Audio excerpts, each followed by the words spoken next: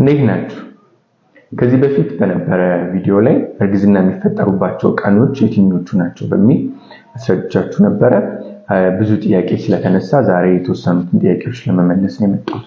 ይሄ ራሳችሁ ቤታችሁ ሆናችሁ ማዘጋጀት የምትችሉት ነው። በሰማያዊና ቀይ እስክሪብቶ አድርጋችሁ እስከ 32 ድረስ ከአንድ ጀምሮ እስከ 32 ድረስ መጻፍ ነው። በሰባት ቀን ዲፈረንስ እያደረጉ ከዛ በኋላ ልክ 8 ላይ ሲደርሱ በቀይ እስክሪብቶ ወይም ደግሞ ለየት ባለ ከለር እስከ 19 ድረስ መጻፍ ነው። ከ20 ጀምሮ ደግሞ ኖርማሊ በዛው መልክ መቀጠል ነው። ከዛ እንደዚህ ካደረጋችሁ በኋላ አንድ ብላችሁ የምትይዙት ልክ የወር አበባ የመጣበት የመጀመሪያ ቀን ነው ማለት ነው። ስለዚህ እሷ ላይ አንድ ላይ ልክ የወር አበባን የመጀመሪያ የመጣበት ቀን ላይ ቲክ ይደረጋል። ከዛ ሁለተኛው ቀን፣ ሶስተኛው ቀን እንደዛ እያለ ሄድና ልክ ቀዩ ዞን ላይ ሲደርሱ ቀይ ላይ ቲክ ማድረግ ሲጀምሩ 8 ላይ ለምሳሌ ከዚህ ጀምሮ እስከ 19 ድረስ ያለው እርግዝና የመፈጠር እድሉ ከፍተኛ የሚሆንባቸው ቀኖች ናቸው የሚለው ነው ማለት ነው። ስለዚህ እርግዝና ለምትፈልጉ እነዚህ የእርግዝና የመፈጠር እድሉ ከፍ ያለበት ቀን ነው። እርግዝና መከላከልም ለምትፈልጉ ደግሞ እነዚህ ቀናት ላይ ጥንቃቄ ማድረግ ያስፈልጋል ማለት ነው። ይሄ ከምንድን ነው የመጣው? የአንድ ልጅ የወንድ ልጅ ዘር 5 ቀን ያህል መቆየት ይችላል፣ እርግዝናን የመፍጠር አቅም ይዞ ማለት ነው ማህፀን ውስጥ ከገባ በኋላ። የሴት ልጅ እንቁላል ደግሞ ከተለቀቀ በኋላ ቢያንስ 24 ሰዓት አካባቢ ይቆያል። ስለዚህ በአፕሮክሲሜሽን 5 ቀን 6 ቀን ያህል በወር ውስጥ አንዲት ሴት እርጉዝ ልትሆን የምትችልባቸው ቀኖች አሉ ማለት ነው። ዋናው ነገር ምንድነው? እነዚህን ቀኖች አኩሬትሊ ፕሪዲክት ማድረግ ወይም መገመት መቻል። ስለዚህ ለምሳሌ 26ን ቀን እንደ ኤግዛምፕል እንውሰድ። አንዲት ሴት በየ26 ቀኑ የወር አበባ ይመጣል ብንል የምናደርገው ነገር ምንድነው? መጀመሪያ እንቁላል የሚለቀቅበት ቀን የትኛው ነው? በአፕሮክሲሜሽን ከኋላ ላይ 14 መቀነስ ነው።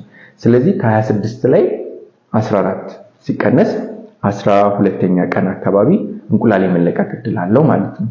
ስለዚህ ከዚህ ላይ ከ12 ላይ 12ኛ ቀን እና 13ኛ ቀን ላይ እርግዝና ሊፈጠር ይችላል። እንቁላሉ አንድ ቀን ሙሉ ሊቆይ ስለሚችል ስለዚህ 12 እና 13 እንይዛለን። የወንድ ልጅ ዘር 5 ቀን ይቆያል እስካለን ድረስ ደግሞ ወደፊት ሄደን 5 ቀን ካልኩሌት ስናደርግ እንቁላሉ የተለቀቀበትን ቀን ጨምረን ማለት ነው። ስለዚህ 8 እንጀምራለን። ስለዚህ ከ8ኛ ቀን እስከ 13ኛ ቀን በየ26 ቀኑ የወር አበባ የሚመጣ ሴት ከ8ኛ እስከ 13ኛ ቀን ድረስ እርግዝና የመፈጠር እድሉ ከፍ ያለ ነው ማለት ነው። ሌላ ምሳሌ እንውሰድና አሁን እያንዳንዳችሁ የራሳችሁን ትሰራላችሁ።